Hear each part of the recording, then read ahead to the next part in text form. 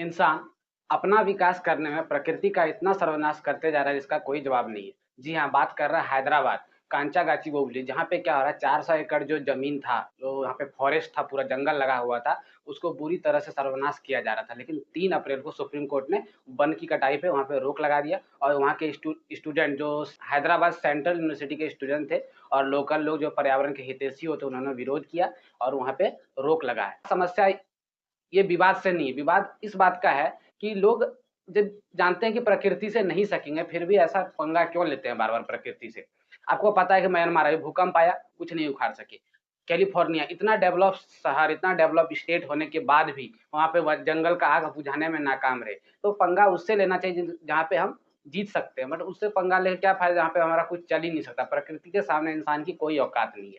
आज का इस पूरा वीडियो में उनके ऊपर बात करने वाले हैं कि वहाँ पे क्या बवाल मच गया, क्यों ऐसा हुआ कि वहाँ 400 एकड़ ज़मीन, इतना बड़ा जो फॉरेस्ट एरिया था, उसको डिफ़ॉरेस्टेशन किया जा रहा था। सरकार का क्या पक्ष था, सुप्रीम कोर्ट ने क्या कहा, और वहाँ के जो लोग विरोध कर रहे थे, जंगल को काटने नहीं दे रहे थे, उनका क्या पक्ष था, पूरा डिटेल में हम लोग बात करने वाले हैं। तो पूरा ध्यान से सुनने का काम कीजिएगा, हर एक बात आपका समझ में आएगा। तो आइए इस वीडियो शुरू करते हैं, इसमें पूरा कहानी आपको समझ में आएगा कि कांचागाचीबोवली में क्या घटना हो रहा है। देखिए, विवाद इस बात का है कि हुआ क्या था कि 2012 का बात है, जब सरकार वहाँ पे क्या चाहती थी, जो कांचागाचीबोवली है, वहाँ का जो फॉरेस्ट एरिया 400 एकड़, उसपे सरकार वहाँ पे आईटी पार्क बनाना चाहती है। इसके लिए 2012 में सरकार ने उस ज़मीन को अधिग्रहण कर लिया और अधिग्रहण करके जो 2024 है, उसमें उसको नीलाम कर दिया।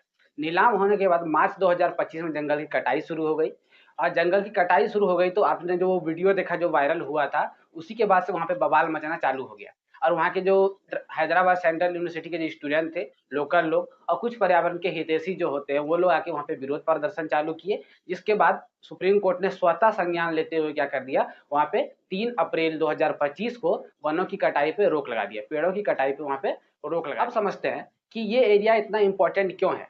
देखिए, वो जो एरिया है कांचागाचीबोवली, ये बहुत इम्पोर्टेंट है क्योंकि वहाँ पे 17,000 से अधिक पेड़ है, बायोडायवर्सिटी वहाँ का बहुत इम्पोर्टेंट है और हैदराबाद जो शहर है, ये धीरे-धीरे साइबर सिटी है, आपको पता है इंडिया का, बहुत ज़्यादा मतलब ऑफ़िस है, इंडस्ट्री इतना ज़्यादा है कि गर्मी बहुत ज़्यादा है। तो उसको बैलेंस करने के लिए, मतलब क्लाइमेट को बैलेंस करने के लिए वो बहुत ज़्यादा इम्पोर्टेंट है। पेड़ जो होते हैं, ये क्लाइमेट को मेंटेन करके रखते हैं और जो तेलंगाना जो आपका राज्य है, उसका 0.5% जो जंगल है, वो कांचागाचीबोवली में ही है, जहाँ पे 17,000 से अधिक पेड़ है। इस वजह से क्या हो रहा था कि वो जगह जो है बहुत इम्पोर्टेंट है। प्लस जो हैदराबाद सेंट्रल यूनिवर्सिटी के स्टूडेंट है, वो उसका विरोध इसलिए भी कर रहे थे क्योंकि उनके लिए वो रिसर्च का जगह होता था। देखिए, कॉलेज है पास में, यूनिवर्सिटी है, तो उनका रिसर्च तो कहीं करना पड़ेगा, तो उसके लिए जंगल का होना बहुत ही अनिवार्य है। दूसरा बात, वहाँ पे जानवर है, मोर है और भी अलग-अलग तरह के जंगली जानवर होते हैं, उनका सारा घर क्या होगा, विनाश हो जाएगा। जब आपका पड़ोसी नाला तोड़ देता है तो आप बवाल मचाता है, आपका पड़ोसी छत पे कूड़ा फेंक देता है, आप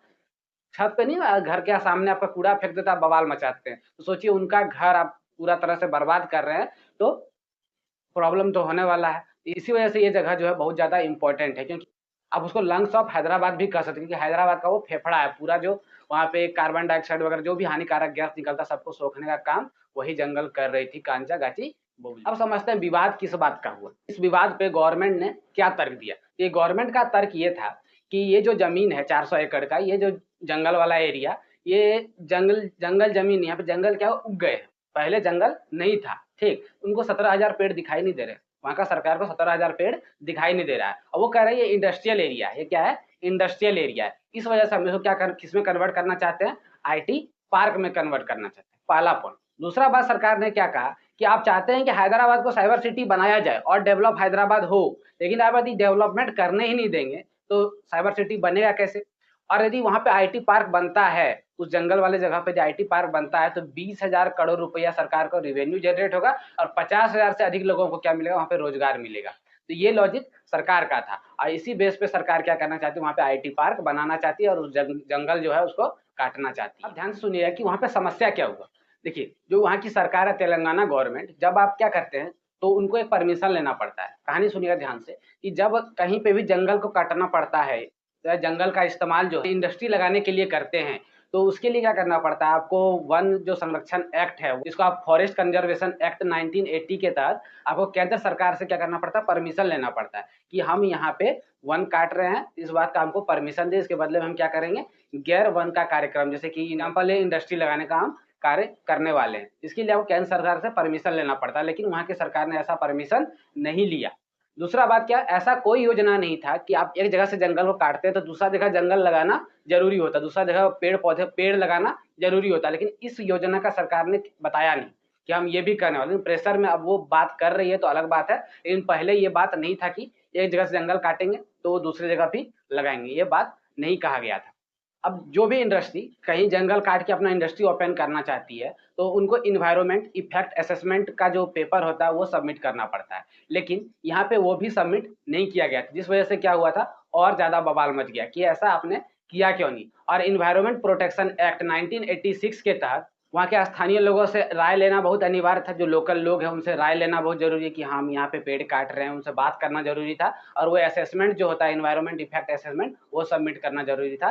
ये सारा काम सरकार ने नहीं किया। इसी वजह से वहाँ के स्टूडेंट जो हैं, वहाँ के जो लोकल निवासी जो इसका विरोध कर रहे हैं, और जो पर्यावरण का हितैषी होते हैं वो लोग जो विरोध कर, उनका डिमांड बहुत ज़्यादा मजबूत हो रहा है। अब देखिए, हैदराबाद जो सेंट्रल यूनिवर्सिटी है, उसके पास यदि पेड़-पौधे, जंगल नहीं हो तो रिसर्च नहीं कर पाएँगे। इस वजह से वहाँ के स्टूडेंट उतर चुके हैं वहाँ जंगल में, और उनका विरोध कर रहे हैं, जंगल की कटाई नहीं करने दे रहे हैं। 3 अप्रैल को सुप्रीम कोर्ट ने स्वतः वहाँ पे संज्ञान किया और उनका रोक लगा दिया पेड़ की कटाई पे, और अब एक कमेटी का गठन किया जो वहाँ पे भेजा कि आप रियलिटी में देखिए, उस एरिया, उस साइट पे जाके देखिए कि रियल में हो क्या रहा है। जब उस कमेटी ने आके अपना रिपोर्ट बताया तो उन्होंने कहा कि वहाँ पे स्थिति जो है बहुत ही भयावह है। आप सोचिए, कहीं पे बहुत सारे पेड़ थे और उसको आप साफ कर दिए, तो एक बार इमेजिन कीजिए आँख बंद करके कि वहाँ का हालत क्या होने वाला है। सोचिए हम प्रकृति का किस तरह से वहाँ पे विनाश होने वाला है ना, क्या भयंकर म मंज़र होने वाला है जब वहाँ पे इतने सारे पेड़ कटने वाले हैं, वहाँ पे मोर, वहाँ पे जो भी जंगली जानवर होंगे, हाथी, लोमड़ी, सियार, घुड़ार जो भी होने वाले हैं, सारा का सर्वनाश हो जाएगा ना। घर सबका बर्बाद, जंगली जानवरों का घर बर्बाद हो जाएगा।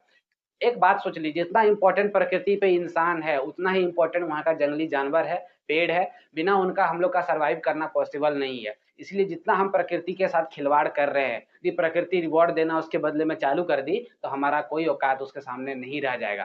तो ये हम लोग के लिए सबक है कि कैसे प्रकृति को हम लोग बचा सकते हैं। तो डेवलपमेंट ज़रूरी है, विकास करना ज़रूरी है, लेकिन प्रकृति के साथ खिलवाड़ करके नहीं। ऐसा कुछ किया जाए कि दोनों बैलेंस में चलना चाहिए। तो ही विकास का सही मतलब होगा, वरना प्रकृति को नुकसान करके विकास करके कोई हम लोग बड़ा काम नहीं करने वाले हैं। हम लोग के लिए प्रकृति उतना ही इम्पोर्टेंट है जितना हम लोग प्रकृति के लिए, इसीलिए दोनों को मिला के चलना बहुत ज़रूरी होता है।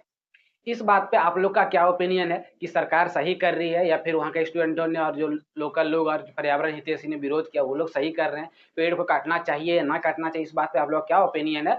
कमेंट बॉक्स आप लोगों के खुला है, ज़रूर से ज़रूर कमेंट करके बताइएगा। आपका कमेंट पर्सनली हम पढ़ने का काम करेंगे। उम्मीद करते हैं कि सारा कहानी आपको समझ में आ गया होगा। हैदराबाद कांचागाची बोवली में क्या हो रहा था, 400 एकड़ ज़मीन का क्या कहानी था, ये पूरा बात आपको अच्छे से समझ में आ गया होगा। तो आज के लिए इतना ही रखते हैं, तब तक के लिए धन्यवाद।